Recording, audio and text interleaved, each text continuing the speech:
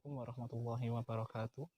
Kami dari kelompok 9 akan mempresentasikan hasil kerja kami yang beranggotakan Amalia Rifanda, saya Dani Ananda, dan Ika Yulia tentang haji dan umroh. Selanjutnya pengertian haji akan dilanjutkan oleh Amalia Rifanda.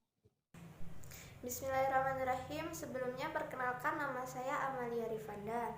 Di sini saya akan menjelaskan tentang pengertian haji. Pengertian haji secara bahasa artinya berkunjung ke tempat yang agung. Sedangkan secara istilah, haji berarti berziarah ke tempat tertentu pada waktu tertentu untuk melakukan amalan-amalan tertentu dengan niat ibadah. Definisi berziarah ke tempat tertentu ini yaitu berkunjung ke Baitullah atau Ka'bah, Padang Arafah, Muzdalifah, dan Mina. Definisi waktu-waktu tertentu yaitu ibadah haji hanya dilakukan pada bulan-bulan haji saja, yaitu Syawal, Zulkaidah, dan Dzulhijjah. Sedangkan definisi amalan-amalan tertentu yaitu mengerjakan serangkaian ibadah seperti rukun haji, wajib haji, tawaf, wukuf, sa'i, mabit di Mina, dan Muzdalifah. Dan poin selanjutnya adalah syarat wajib haji.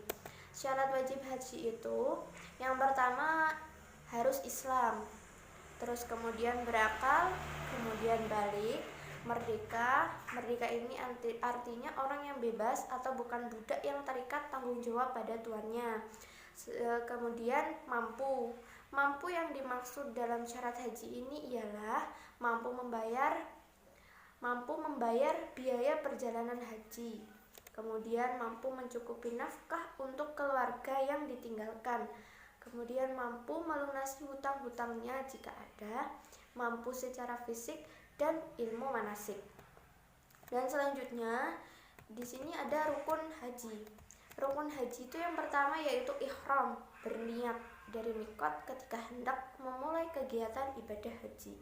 Dan kemudian yang kedua ada wukuf di Arafah.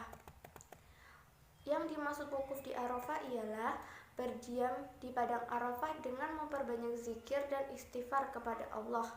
Waktu wukuf di Arafah bermula dari tergelincirnya matahari di hari Arafah, yaitu pada tanggal 9 Dzulhijjah sampai terbit fajar pada hari raya Kurban.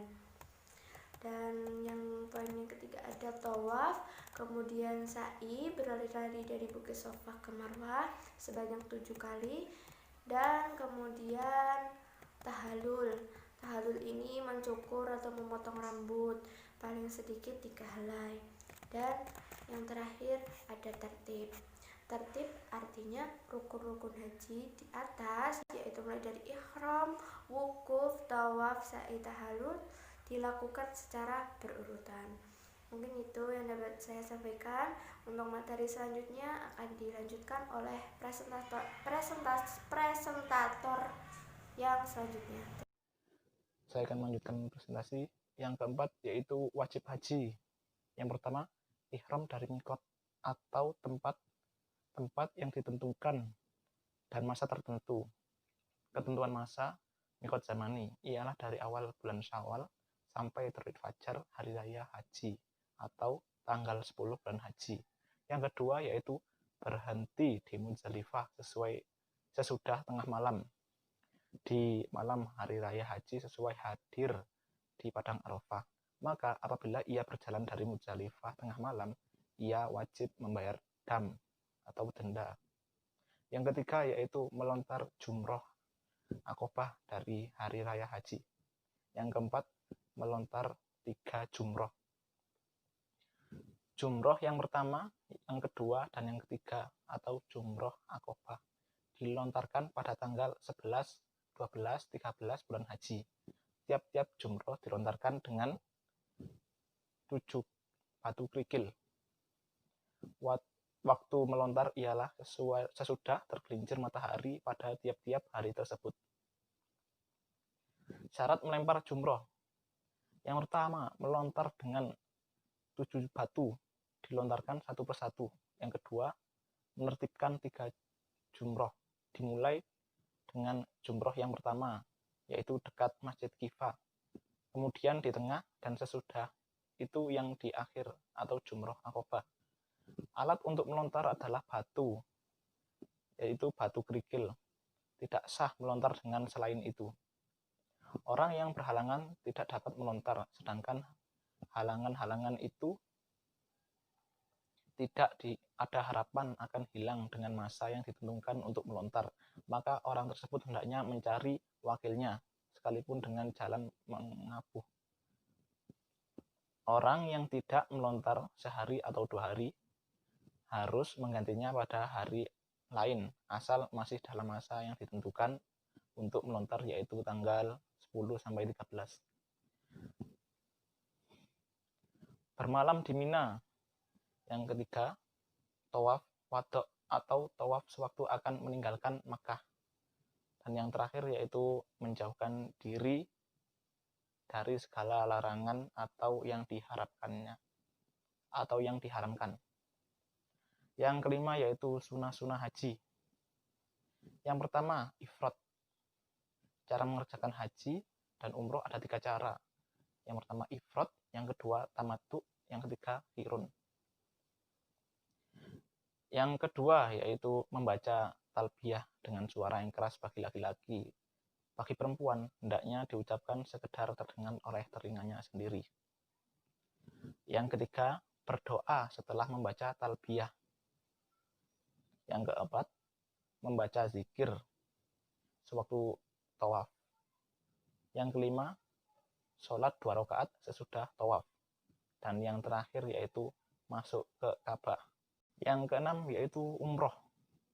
Umroh memiliki pengertian mengunjungi kota Mekah atau melaksanakan ibadah seperti tawaf, sa'i, dan mengakhirinya dengan tahallul atau memotong sebagian rambut kepala bagi laki-laki maupun perempuan.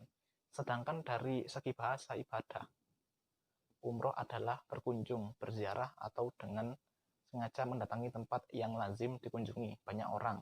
Hukum umroh adalah fardu ain atas tiap-tiap orang laki-laki atau perempuan sekali seumur hidup seperti haji. Di sini saya Ika Yulia Kurniatus Salihah akan melanjutkan presentasi dari saudara Dani. Yang ketujuh yaitu rukun umroh. Rukun umroh di sini ada 5, yaitu yang pertama ihram, yang kedua tawaf, yang ketiga sa'i, yang keempat mencukur rambut, dan yang kelima yaitu tertib. Yang pertama yaitu ihram. Ihram di sini adalah keadaan di mana seseorang yang mau melaksanakan umroh itu mengumpulkan niat yang mana diawali dengan melaksanakan mikot dan diakhiri dengan tahallul, yaitu mencukur minimal 3 helai rambut. Yang kedua yaitu tawaf. Tawaf di sini yaitu mengelilingi Ka'bah sebanyak 7 kali, mulai dari Hajar Aswad dan diakhiri dengan Hajar Aswad juga. Yang mana pada 3 putaran pertama itu diusahakan lari-lari kecil, dan untuk putaran selanjutnya hingga akhir itu boleh berjalan. Yang ketiga yaitu sa'i. Sa'i di sini yaitu lari kecil yang mana dimulai dari Bukit Safa hingga Bukit Marwah, yang dilakukan setelah melaksanakan tawaf tersebut. Dan apabila sa'i tidak dilaksanakan secara bolak-balik sebanyak 7 kali, maka sa'i tidak sah. Yang ketujuh yaitu mencukur rambut. Mencukur rambut di sini yaitu memotong rambut kepala hingga gundul. Ini merupakan mazhab dari Imam Syafi'i, dan untuk mazhab yang lain bisa menyesuaikan. Yang kelima yaitu tertib. Tertib di sini yaitu maksudnya antara rukun yang 1 sampai ke 4 tadi itu dilaksanakan secara berurutan. Tidak boleh saling memecah atau bolak-balik, seperti melaksanakan sa'i terlebih dahulu daripada itu tawaf. Yang ke-8 yaitu wajib umroh. Wajib umroh di sini ada 2. Yang pertama niat ihram dari mikotnya. Yang kedua yaitu menaati segala larangan-larangan daripada ihram. Yang pertama, niat ihram dari mikotnya. Mikot di sini diartikan sebagai batasan-batasan dalam memulai ibadah ihram. Mikot di sini ada 2 ya, yaitu yang pertama mikot makani, dan yang kedua yaitu mikot zamani. Mikot makani yaitu batasan-batasan yang berhubungan dengan tempat, sedangkan mikot zamani yaitu batasan-batasan dalam melaksanakan ibadah ihram yang berhubungan dengan waktu. Sedangkan larangan yang berhubungan dengan ihram, yang pertama yaitu memotong rambut, yang kedua yaitu memotong kuku, yang ketiga memakai wangi-wangian, yang keempat memakai pakaian berjahit, yang kelima memakai tutup kepala. Kalau laki-laki itu dilarang memakai peci. Yang keenam yaitu dilarang membunuh hewan kecuali binatang laut.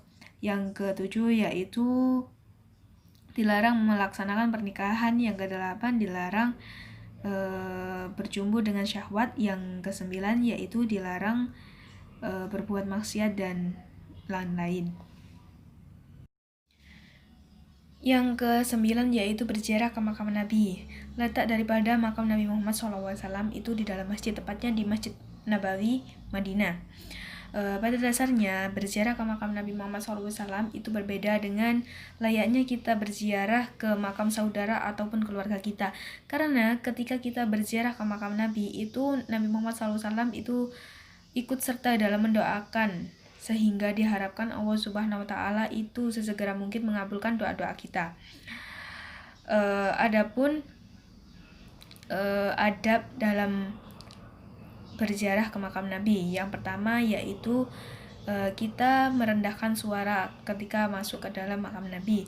Yang kedua yaitu ketika kita masuk ke dalam makam Nabi diharapkan kita mendahulukan kaki kanan. Dan yang ketiga yaitu kita diharapkan untuk menghadap ke makam Nabi. Dan yang keempat yaitu kita dilarang untuk mengusap atau mencium makam Nabi karena Allah Subhanahu wa Ta'ala tidak menyukai akan hal itu. Dan yang kelima yaitu kita ketika masuk itu harus dengan sopan.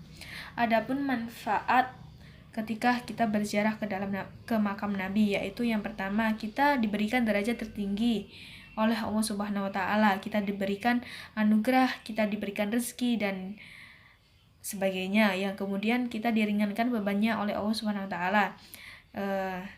Dan yang keempat yaitu kita mengetahui akan hal yang akan terjadi, dan masih banyak lagi manfaat-manfaatnya. Untuk yang ke-10 yaitu hikmah daripada haji dan umroh. Yang pertama yaitu kita dapat mengendalikan hawa nafsu. Yang kedua, kita dilatih untuk bersikap rela berkorban. Yang ketiga, kita dilatih untuk mendorong sikap kerja keras, karena ketika kita melaksanakan haji dan umroh itu kita harus menabung untuk bisa pergi untuk haji atau umroh. Yang kemudian yaitu kita dilatih untuk bersikap disiplin, dan kita juga diampuni dosa-dosa oleh Allah Subhanahu wa Ta'ala. Dan di sisi lain kita juga bisa meneladani daripada kisah dari Nabi Muhammad dan Nabi Ibrahim alaihissalam. Dan kita juga dapat mewujudkan ukhuwah Islamiyah dan masih banyak lagi manfaat dan hikmah-hikmah lainnya. Sekian dari saya dan kelompok saya, kurang lebihnya mohon maaf. Billahi wa taufiq wal hidayah. Wassalamualaikum warahmatullahi wabarakatuh.